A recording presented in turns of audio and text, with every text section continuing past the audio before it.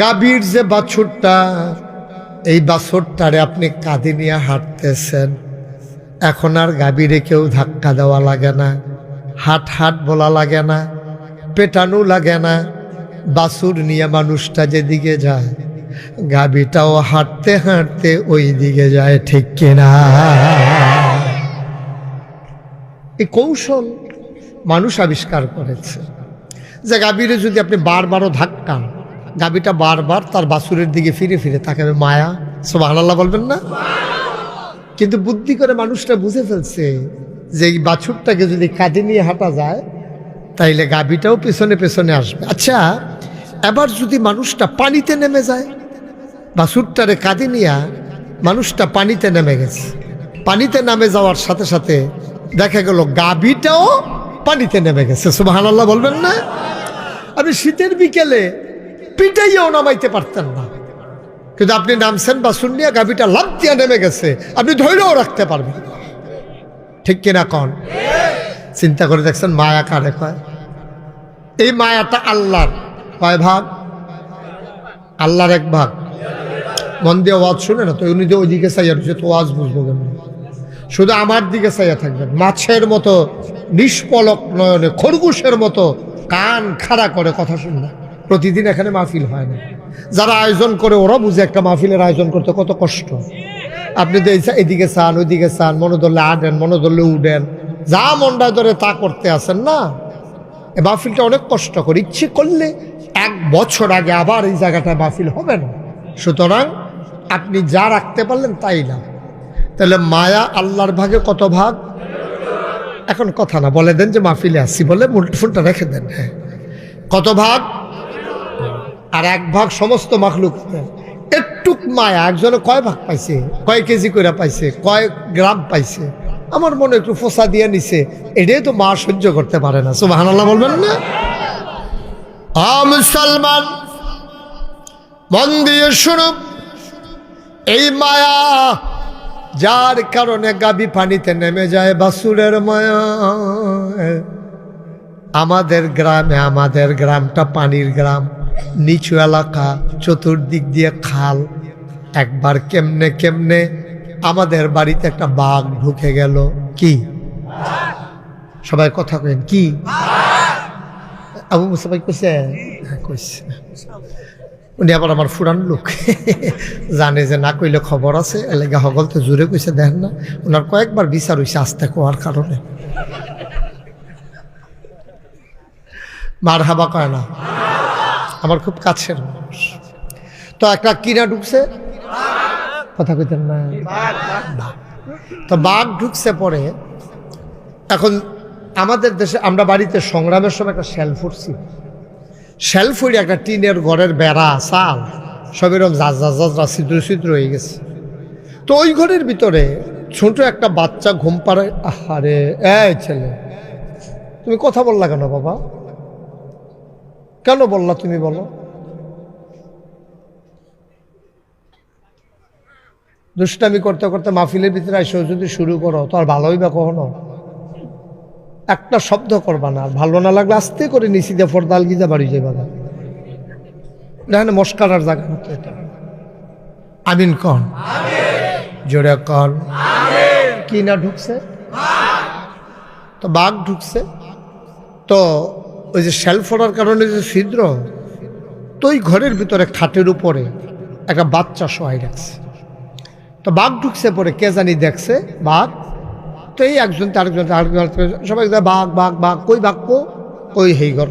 তো অনেক ওই টিনের ছিদ্র দিয়া চাইছে। আর এই ছেলেটা তো সাংঘাতিক বেয়াদব, সে আবার কথা বলছে। এখন তোমরা কি করতেছো? তোমরা দুইজন তাদের বলতে ইয়ে করতে পারো না? তোমরা কথা শুনো কেন? আবার কয় ডাক দেয়।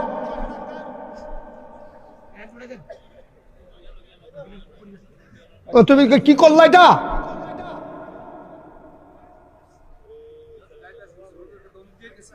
মাহফিলটা শুরু করতে পারলাম না, তুমি কিরকম শুরু করলা এটা?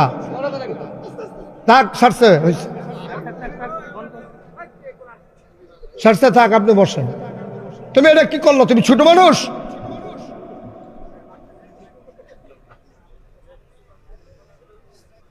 ফাইজলামি করার জন্য হানাইয়া মাহফিলে মনে করছে এটা একটা গানের আসর মনে করছে। এতবার ডাক দেওয়া লাগবে কেন? তুমি ছুটো বেয়াদব কোথাকার। একটা মাহফিল নষ্ট করার জন্য একটা ছেলেই যথেষ্ট।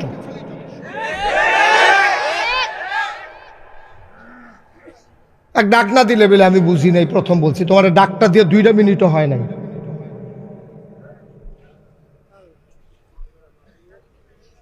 আমিন কন, জোরে কন, আরো জোরে। এখন কি ঢুকছে? পুরো বাড়ি হয়ে গেছে বাঘ।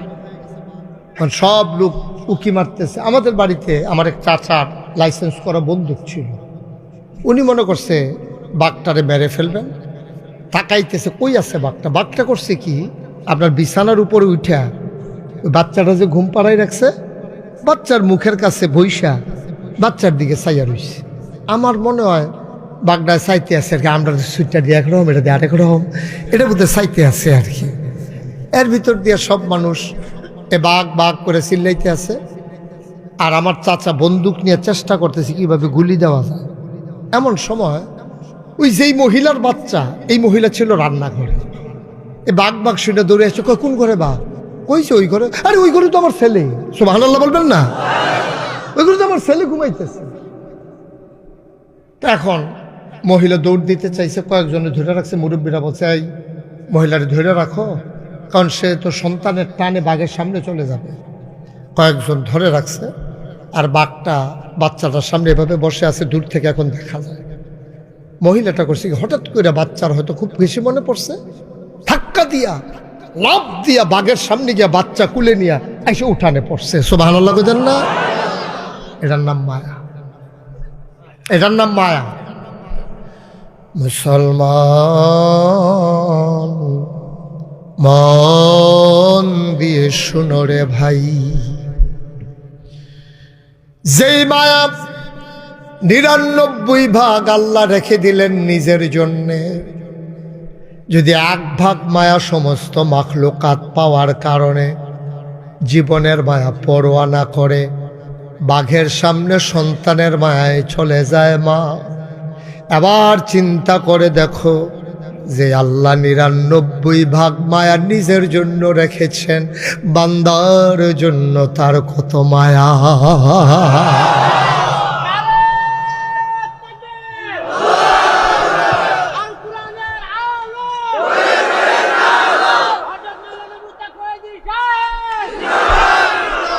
সবাই পড়ে আমিন।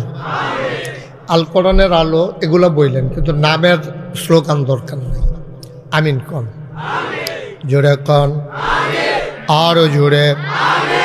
বন্ধুরা আমার, ভাইরা আমার, হাদিস শরীফে এসেছে বান্দা যখন আল্লাহ বলে ডাক দেয়, পাহাড় পরিমাণ গুনাহ বান্দা আল্লাহ বলে ডাক দিয়া চোখের পানি ছেড়ে দিয়েছেন মাফ চেয়ে। চোখের পানিটা এই চোখের কোণা থেকে নাকের মাঝামাঝি এসেছে, এখনো গাল বেয়ে গড়াইয়া পড়ে নাই। পাহাড় পরিমাণ গোনা নিয়েও তুমি যদি একবার আল্লাহ বলে ডাক দাও, গোনার কথা মনে করে, আমার আল্লাহ তাবারক ওয়া তাআলা তার এতই মায়া, মায়ার কারণে ডাকটা শোনার সাথে সাথে তার জীবনের পাহাড় পরিমাণ গোনা আল্লাহ মাফ করে দেয়। কি মায়া আল্লাহ! হাদিস শরীফে এসেছে একজন লোক, খুব খেয়াল করেন, মনোযোগের সাথে শুনেন, প্রত্যেকদিন তার মাহফিল হয় না, যা রাখতে পারলেন তাই লাভ। হাদিস শরীফে এসেছে একজন মানুষ মরুভূমি দিয়া উটের পিঠে করে রওনা করেছে, এক জায়গা থেকে আরেক জায়গায় যাবে। যারা হজ করতে গিয়েছেন, চাকরি করতে গিয়েছেন মিডল ইস্টে, মধ্যপ্রাচ্যে, মরুভূমির দেশে, তারা দেখেছেন মরুভূমি কারে কয়। দুপুরবেলা বালিটা এমন গরম হয়ে যায়, মনে হয় যেন ধানটা দিলে খই হয়ে যাবে, মুড়িটা, এই চালটা দিলে মুড়ি হয়ে যাবে। মানুষ দিনের বেলা সৌদি আরবে বেরই হতে চায় না, রাত্রে চলাচল বেশি। এই জন্য এই এক পথিক, হাদিস, এক পথিক রাস্তা দিয়া যাইতেছে মরুভূমির মাঝ দিয়া, একটা উটের পিঠে করে। কিসের পিঠে? উটের পিঠে। তো রওনা করছে, পরে এই কিছু দূর যাওয়ার পরে প্রচণ্ড গরম, মনে হয় যেন মাথা ফেটে যাবে। পানির পিপাসায় তার গলা জেব্বা সব শুকিয়ে গেছে। মানুষটা সামনে গিয়া দেখে যে একটু পাহাড়ি ঝর্ণা, কিছু গাছপালা।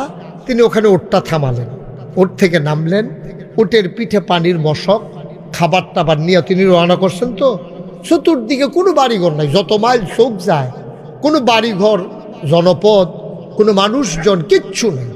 তো উনি নাইমা এই পানি খাইয়া মুখ টুক ধুইয়া আরাম পাইছে, একটু লেল্লিরা বাতাস আছে, গাছের ছায়া, উনি ঘুমাই গেছে। ওঁটটা আর বাঁধতে মনে নাই। ঘুম থেকে উঠে দেখে ওঁটটা নাই। এখন চতুর্দিকে কোনো বাড়িঘর নাই, বালিগুলো গরম হয়ে গেছে, পাগুলা রাখার মতো ব্যবস্থা নাই।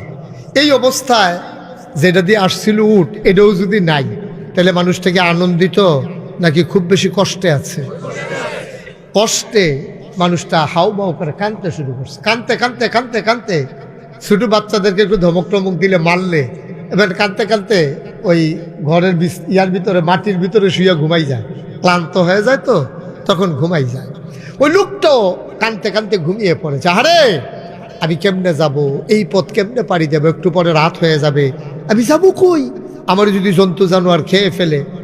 এই কাজটা সে সাংঘাতিক বিপদের ভিতরে পড়ে গেছে, কাঁদতে কাঁদতে ঘুমাই গেছে। আল্লাহর কি কুদরত, স্বাভাবিকভাবে যখন তার ঘুম ভাঙছে, ঘুমের তো উঠটা দেখে উঠটা মাথার কাছে দাঁড়াই রইছে। এখন কি মনে কষ্ট না খুশি, কম না বেশি? এখন আবেগতাড়িত হয়ে গেছে, চিৎকার করে বলে ফেলছে, আল্লাহর কি মেহেরবানি, হ্যাঁ আমি তোমার আল্লাহ, তুমি আমার বান্দা, কি উপকার আমার করছো। কারে কইছে? আল্লাহরে কয় তুমি আমার বান্দা, আমি তোমার আল্লাহ। হাদিস কোন সময় কইছো? কইয়েছি। এটা কি কইলাম? আমি যে আল্লাহরে বান্দা কইয়া লাইছি, আমার এই যে আল্লাহ বানাই লিছি, এটা কি করলাম? আল্লাহ ডাক দেয়া কয়, বান্দারে, ও বান্দা, জিহ্বায় কামড় দেওয়ার দরকার নাই, টেনশনের দরকার নাই। এটা যে তোর মনের কথা না, এটা আমি জানি, আমারে বুঝাইতে হবে না। আমি মানুষের অন্তরের খবর জানি, সুতরাং টেনশনের দরকার নাই। তুই বলতে নিছিলি, ও আমার আল্লাহ আমি তোমার বান্দা, উল্টা হয়ে গেছে। তুই বলতে ভুল করেছ, আমি বুঝতে ভুল করি না। এটা আমাদের আল্লাহ, এটা আমাদের আল্লাহ। আপনি যে এত ভুল করেন, এত গোনাহ করেন, আল্লাহ থাক সারছে। আর আলেম ওলামা যদি ভুল করে, আল্লাহ যে কি কারবার কইলে, কোনো হুজুর, ইমাম সাহেব, মাদ্রাসার মুহতামিম, প্রিন্সিপাল, মুহাদ্দিস, মুফাসসির, কোনো আলেম ভুল করে ফেলছে। ভুল করার কারণে এখন আকাশের পাখি আল্লাহরে ডাক দিছে, আল্লাহ তুমি শুনছো? কয় কি? বা আহরণদের এক হুজুরে তো একটা ভুল করে লাইছে। তো এখন হুজুরে তো বুঝতে পারছে না, ভুল তো করে লাইছে। এখন তো উনি তো হুজুর মানুষ, আমি এই জন্য ওনার পক্ষ হয়ে মাপ চাই। সুবহানাল্লাহ কইতাম না? কে কয়? কে কয়? পাখি আল্লাহরে কয়, আল্লাহ আমি ওনার পক্ষ হয়ে মাপ চাই, উনারে তুমি মাপ করে। সুবহানাল্লাহ বলবেন না? শুধু কি তাই? আকাশের পাখি, নদীর মাছ, ছোট্ট পিপিলিকা, সব আলেমের পক্ষ হয়ে মাফ চায়। আলেম ভুল করে ফেলেছে, তুমি মাওলা তারে মাফ করে দাও। পাখিরা আলেম চিনল, পিপিলিকা আলেম চিনল, সমুদ্রের মাছ আলেম চিনল, গত সরকার আলেম চিনল না। সবাই চিনল, কিন্তু গত সরকারের পুলিশ, আহা দেখেন কি দিন বদলাইছে। কই রে